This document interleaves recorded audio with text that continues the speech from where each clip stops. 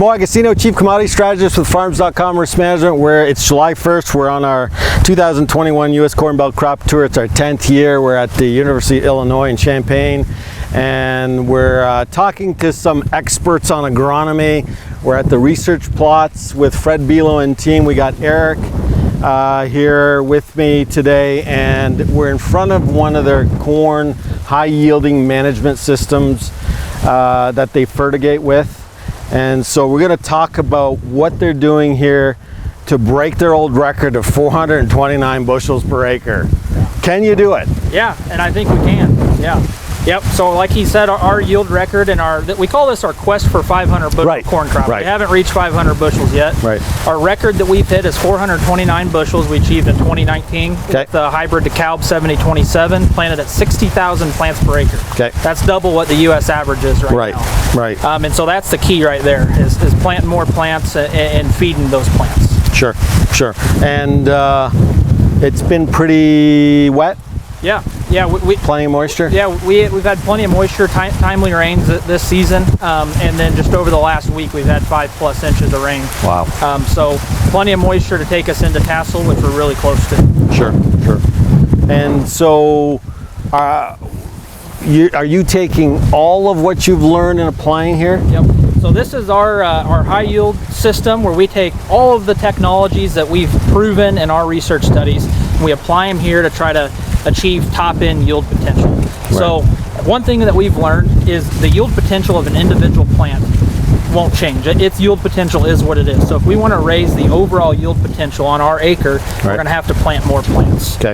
The issue with that, though, is as you plant more plants and they get crowded, you decrease root mass, below ground root mass. And actually, for every 1,000 plants per acre increase, we see a 2.5% reduction in roots. Okay.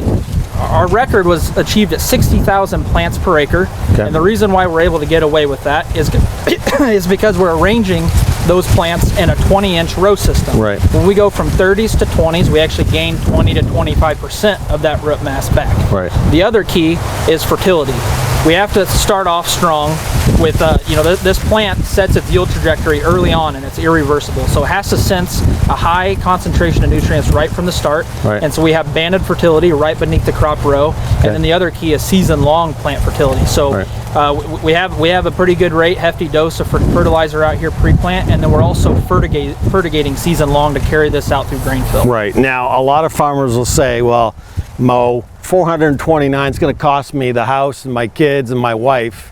Yeah. What do you say to that? I mean, have you done an ROI? What would it cost? Your high yield system, if I was to apply it to, we have our own corporate farm up in Canada. If I was to apply this system, which I'd love to do, what does it cost me per acre? And we got high corn prices, so I'm assuming in this type of high price environment, it works. Yeah, and it does. Yeah, so high corn prices definitely helps a lot.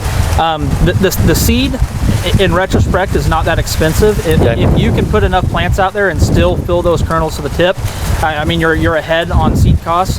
The most expensive part of this is going to be getting the rig in here pre-plant to band your fertilizer underneath the crop row. Right. And that's going to be the most challenging part, is the fertilizer aspect, because the nutritional requirement for 400, 500 bushel crop is tremendous. Right. Have you tried this system on 30 inches? Yep, we have tried it on 30 inches. And what's your results? You cannot support densities, above 40,000 plants per acre on a 30-inch row system. And what's your yield? They're just too close together. We'll max out around 300 bushels in our highest most successful years. Appreciate it. Thank you. Thank you.